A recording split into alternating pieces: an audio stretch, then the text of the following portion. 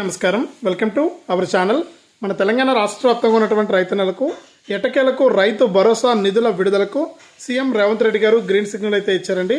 ఇక ఈ తేదీన మరి కాసేపటి నుంచి కూడా రైతుల ఖాతాల్లోకి ఈ రైతు భరోసా కింద ఎకరానికి 7,500 రూపాయల చొప్పున మనకు రైతులందరికీ కూడా డబ్బులు అయితే జమ చేస్తున్నారు. ఆ వివరాలన్నీ కూడా ఇప్పుడే మనం వీడియోలోకి అయితే వెళ్ళి తెలుసుకుందాం. చాలామంది వీడియో చూస్తున్నారు కానీ లైక్ చేయట్లేదు. దయచేసి ప్రతి ఒక్కరు కూడా లైక్ చేయండి. అలాగే తెలిసిన వాళ్ళందరికీ కూడా ఈ వీడియోని అయితే షేర్ చేయండి.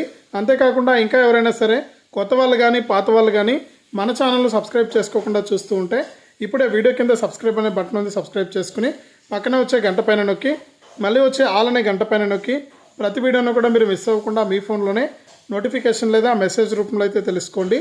ఇక లేట్ చేయకుండా మనం వివరాలకైతే వెళ్ళిపోదాం. మన తెలంగాణ రాష్ట్ర వ్యాప్తంగా ఎవరైతే రైతులు ఉన్నారో వారందరికీ కూడా సీఎం రేవంత్ రెడ్డి గారు అదిరిపోయే శుభవార్తను అయితే తీసుకొచ్చారండి. రాష్ట్ర వ్యాప్తంగా అర్హత ఉన్న వారందరికీ కూడా మనకు రైతు భరోసా పథకం ద్వారా ఎకరానికి 7,500 రూపాయల విడుదలకు గ్రీన్ సిగ్నల్ అయితే ఇచ్చారు. ఇక ఆయన ఇచ్చినటువంటి ఆదేశాల ప్రకారం రైతుల ఖాతాల్లోకి మనకి యొక్క రైతు భరోసా నిధులను అయితే విడుదల చేయబోతున్నారు. ఇప్పటికే చాలామందికి డబ్బులు అయితే విడుదల చేయాల్సి ఉంది, కానీ కొన్ని కారణాల వల్ల డబ్బులు అయితే విడుదల చేయలేకపోయారు. ఇక ఎట్టకేలకు దాదాపు 15,000 కోట్ల రూపాయలను ఒకేసారి రైతుల ఖాతాల్లోకి విడుదల చేయబోతున్నారు. ఆ వివరాలన్నీ కూడా ఇప్పుడే మనం చూస్తున్నాం. ఇక ఎవరైతే రాష్ట్ర వ్యాప్తంగా ఇంకా ఎవరైనా సరే ఈకేవైసీ చేసుకున్నటువంటి రైతులు ఉంటే వెంటనే కూడా ఈకేవైసీ చేసుకోవాలని కూడా అప్డేట్ అయితే తీసుకొచ్చారు. ఇక ఈకేవైసీ చేసుకున్న రైతులకైతే వెంటనే కూడా డబ్బులు జమ అవుతాయని కూడా మన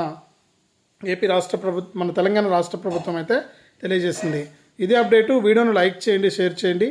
ఇలాంటి మరెన్నో వీడియోల కోసం ఇప్పుడే మన ఛానల్ను సబ్స్క్రైబ్ చేసుకుని పక్కనే వచ్చే గంట పైన నొక్కి మళ్ళీ వచ్చే ఆల్ అనే గంట పైన నొక్కి ప్రతి వీడియోను కూడా మీరు మిస్ అవ్వకుండా మీ ఫోన్లోనే నోటిఫికేషన్ లేదా మెసేజ్ రూపంలో అయితే తెలుసుకోండి.